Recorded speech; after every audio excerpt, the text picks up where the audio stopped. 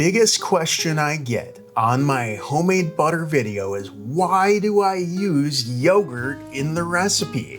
While it's both possible and completely practical to put cream into a jar and shake the daylights out of it, I like to use the live active cultures in yogurt to culture my butter, and as a result, get cultured buttermilk.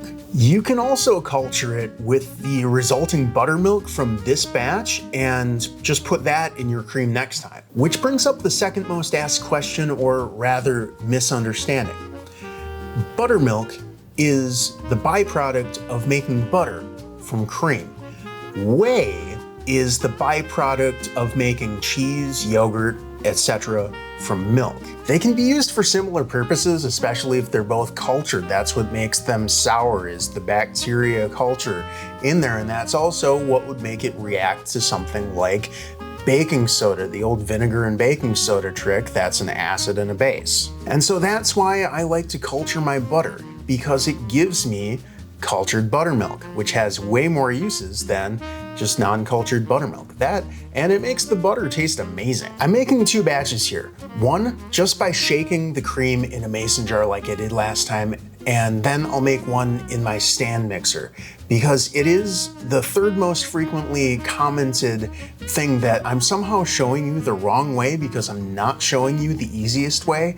Let me tell you that that is completely intentional. I like demonstrating how to do these kitchen projects without investing a whole lot of money in your equipment. Now, one point that I didn't make in the original video is that you should not be using ultra pasteurized cream.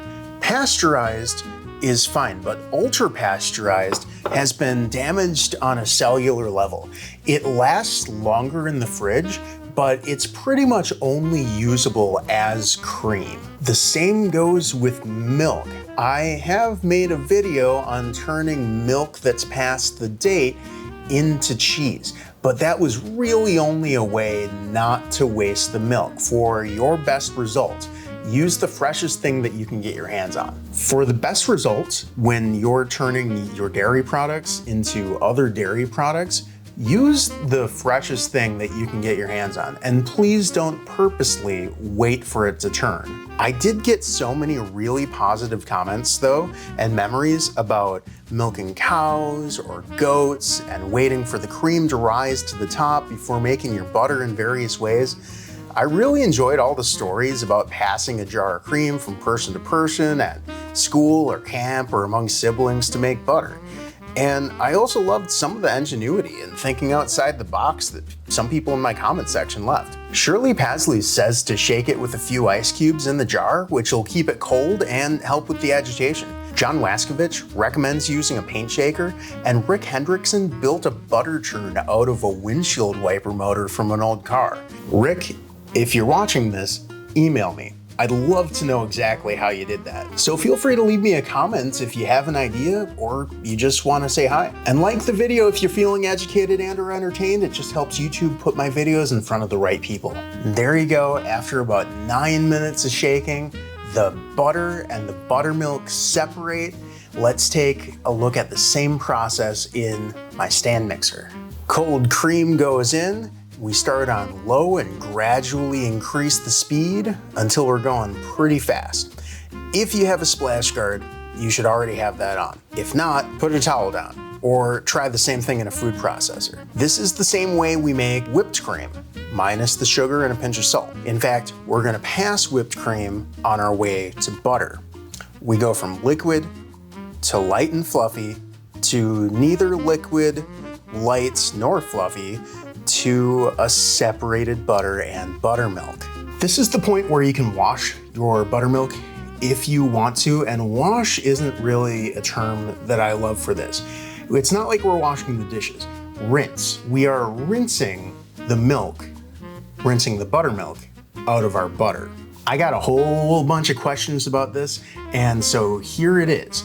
I have never rinsed my butter. Rinsing the butter does 2 things. It increases the shelf life and it cuts down on the buttermilk tang, but it never lasts long in my house, and I really like that buttermilk tang. I think the more flavor, the better. If you want to store it for any length of time, yeah, you need to wash it. After you rinse your butter, if you choose to rinse your butter, you can salt your butter. This is the point to do that. I've also never salted the butter. I want to be able to use it in any application, in cooking, in spreading on bread, in melting over vegetables. And I like to add my own salt to the dish as I choose. But if you want to add your salt, this is the place to do it. I think that the culture, though, makes this super flavorful already. Another question that I got a lot of was people wanting to can the butter.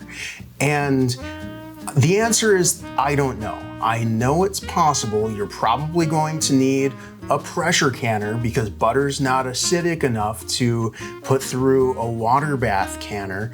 And you're probably going to need to wash the daylights out of it because this needs to be pretty much just pure butter. I also can't find an authoritative source that tells me canning butter is okay. So I know it's done. I can't tell you how to do it. And why would you want to can butter? Well, maybe lack of freezer space, or you got a really good deal on cream or already made butter, you're trying to beat the economy. And that brings me to my last point of interest. A lot of people in the comments reference rising food prices or trying to save money. And to really wrap your head around the economics of this thing, you have to start to compare things at their own level of quality. You can buy discount store brand butter for way cheaper than you can produce this. However, this is some of the best butter that I've ever had. And I got out of it an equal amount of buttermilk. So that has to be figured into the cost equation as well. Are you going to use all of these things? Well, maybe then this is worth it for you. Do you appreciate quality over quantity, or just quality in general? Then this is probably for you. If you just want some cheap butter, maybe there's better options. From that 2 pints of cream, or a quart of cream, about a liter, I got about 310 grams of butter. That's just shy of 11 ounces. Now, I did get a little bit less of a yield from the stand mixer. I got more from the from the mason jar because I was able to sit there and shake out that extra buttermilk. So if cost effectiveness is your game, I would say to make it in the mason jar, or to get yourself a little mini butter churn, or to do one of the many options that came up in the comment section of the last video. But more than any of that, I'm proud to serve people my homemade butter. It adds a personalized touch to a meal that's already prepared in a home kitchen, a meal that's prepared with intention and thoughts to nourish the people that we love. And it doesn't have to be butter. You can have a house cocktail, or a house bottle of wine, or a loaf of bread that you always make. A lot of people have their sort of signature dish that they'll always bring to parties, always bring to potlucks. I like to have my signature dish that lets you know you're at Curtis's now. Have you tried the butter? Based on your needs and interests, YouTube recommends this video next, but I'm gonna go ahead and leave my original butter video right here so you guys can compare and contrast.